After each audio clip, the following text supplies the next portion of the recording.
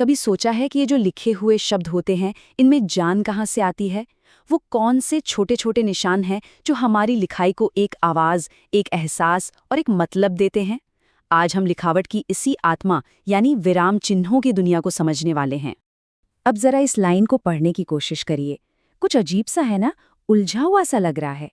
ये बस शब्दों की एक भीड़ है जिसमें कोई ठहराव नहीं, सांस लेने की कोई जगह ही नहीं है।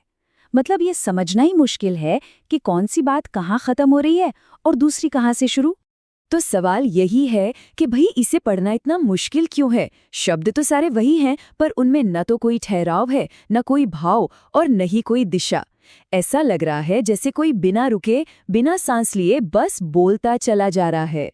और इसका जवाब छिपा है इन छोटे छोटे लेकिन बहुत ही शक्तिशाली प्रतीकों में। विराम चिन्ह।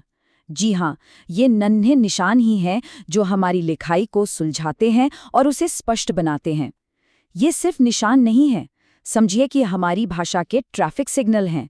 ये बताते हैं कि कब रुकना है, कब थोड़ा धीरे होना है और कब अपनी आवाज़ का अंदाज बदलना है। तो चलिए सबसे पहले उन चिन्हों से मिलते हैं जो हमें रुकने, सवाल पूछने या किसी गहरी भावना को जाहिर करने में मदद करते हैं। ये हमारी लिखाई को एक मजबूत आवाज़ देते हैं। ये है पूर्ण विराम, हिंदी लेखन का सबसे बुनियादी और ज़रूरी निशान। जब भी कोई बात या कोई विचार पूरा होता है तो हम इस सीधी खड़ी रेखा का इस्तेमाल करते हैं। ये एक स्टॉप साइन की तरह है जो पढ़ने वाले को बताता है, ओके, यहाँ एक बात खत्म हुई। और इसका असर देखिए, बिना पूर्ण विराम के राम घर गया एक अधूरी सी बात लगती है, लेकिन जैसे ही पूर्ण विराम लगता है ये एक पूरा और साफ मतलब वाला वाक्य बन जाता है। देखिए कैसे एक छोटी सी रेखा इतना बड़ा फर्क ला देती है। अब आते हैं प्रश्नवाचक चिन्ह पर, जो हमारी जिज्ञासा का प्रतीक है। जब भी कोई सीधा सवाल पूछा जाता है तो वाक्य के आखिर में इसका इस्तेमाल होता है। ये हमारे शब्दों को एक सवालिया लहजा दे देता है। यहाँ देखिए कैसे सिर्फ एक निशान ने पूरे वाक्य का मतलब ही पलट दिया। तुम जा रहे हो, ये एक जानकारी है, लेकिन तुम जा रहे हो, ये एक सवाल बन गया है। बस एक निशान से एक बयान पूछताछ में बदल गया। यही तो है विराम चिन्हों की ताकत। और ये है विस्मय बोधक चिन्ह। अरे वाह, ये हमारी लिखाई में भावनाएं भरता है। जब भी हमें कोई मजबूत एहसास दिखाना हो, जैसे कि हैरानी, खुशी, गुस्सा या डर, तो इसका इस्तेमाल किया जाता है। देखिए कितना सुंदर फूल, ये एक सामान्य सी बात है, पर जैसे ही हम विस्मय बोधक चिन्ह लगाते हैं, कितना सुंदर फूल, तो इसमें एक उत्साह और आश्चर्य का भाव तुरंत जुड़ जाता है। ये शब्दों में जैसे जान डाल देता है। अच्छा, तो अब बात करते हैं उन चिन्हों की जो वाक्यों को एक रिदम, एक गति देते हैं। ये हमें छोटे छोटे ठहराव देते हैं और हमारे विचारों को एक दूसरे से जोड़ने में मदद करते हैं। इस हिस्से में हम 3 बहुत जरूरी चिन्हों को देखेंगे। अल्प विराम, जो हमें एक छोटी सांस लेने की जगह देता है। अर्धविराम, जो 2 जुड़े हुए वाक्यों को मिलाता है। और योजक चिन्ह, जो शब्दों को एक साथ लाता है। ये तीनों ही हमारी लिखावट के फ्लो को बेहतर बनाते हैं। सबसे पहले है अल्प विराम, जिसे हम कॉमा भी कहते हैं। ये शायद सबसे ज्यादा इस्तेमाल होने वाला निशान है। इसका काम है एक छोटा सा ठहराव देना या किसी लिस्ट में चीजों को अलग अलग करना। ये पढ़ने वाले को सांस लेने का मौका देता है।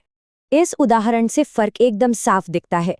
बिना कॉमा के वाक्य ऐसा लगता है जैसे कोई जल्दी में बोल रहा है, लेकिन कॉमा के साथ मुझे सेब, केले और संतरे पसंद है, ये लिस्ट बिल्कुल व्यवस्थित और पढ़ने में कहीं ज्यादा आसान लगती है।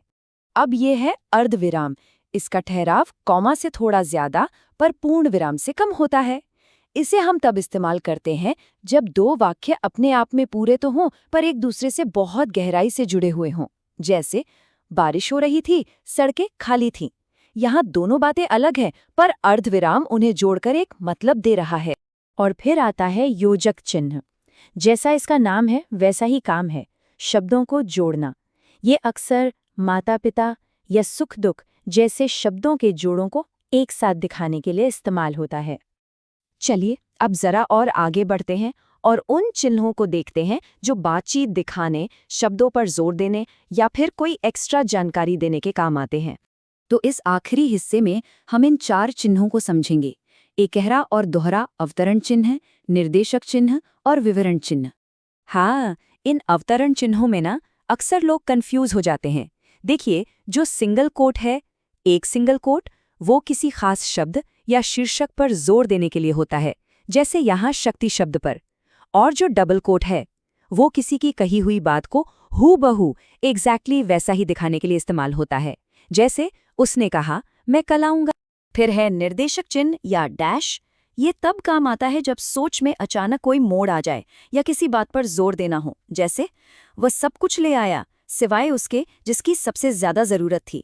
वहीं विवरण चिन्ह या कोलन का इस्तेमाल हम करते हैं किसी लिस्ट या उदाहरण को इंट्रोड्यूस करने के लिए, जैसे फल कई प्रकार के हैं, आम, केला और तो अब तक हमने जितने भी चिन्ह देखे उनसे एक बात तो साफ है, और वो है स्पष्टता की ताकत। ये छोटे छोटे निशान मिलकर हमारी भाषा को बहुत शक्तिशाली बना देते हैं। तो चलिए फटाफट एक रिकैप करते हैं। पूर्ण विराम मतलब वाक्य खत्म, प्रश्नवाचक मतलब सवाल, विस्मयबोधक मतलब इमोशन, अल्पविराम मतलब छोटा सा पॉज, और अवतरण चिन्ह मतलब किसी की कही हुई बात। देखा, हर चिन्ह का अपना एक खास और बहुत जरूरी काम है। तो आखिर में हमें ये याद रखना है कि विराम चिन्ह सिर्फ ग्रामर के रूल्स नहीं हैं। ये तो हमारे शब्दों को सांस देते हैं, एक रिदम देते हैं, उनमें जान डालते हैं और सबसे जरूरी उन्हें क्लियर बनाते हैं। सच कहें तो ये लिखावट की आत्मा है। तो अगली बार जब कुछ लिखा जाए तो इन छोटे छोटे प्रतीकों के बारे में सोचना तो बनता है, और एक सवाल खुद से भी पूछना चाहिए कि इन सब में से वो कौन सा विराम चिन्ह है जो लिखी हुई बात को सबसे ज्यादा ताकत देता है ना? एक मजेदार सवाल।